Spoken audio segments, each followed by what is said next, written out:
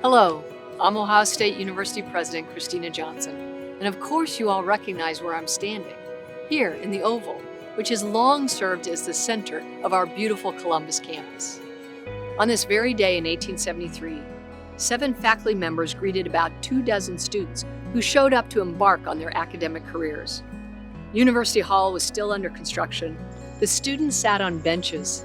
They didn't even have a finished roof over their heads. So much has changed. There are some things, though, that haven't changed, like our dedication to academic excellence. Right, exactly. Yeah. And our commitment to Ohio State's land-grant mission to foster engagement and service, give back to our communities, and create the next generation of leaders who will make a significant impact on this state, nation, and world. I'm so proud to be part of this incredible legacy and the ever-growing Buckeye family. Happy Founders Day.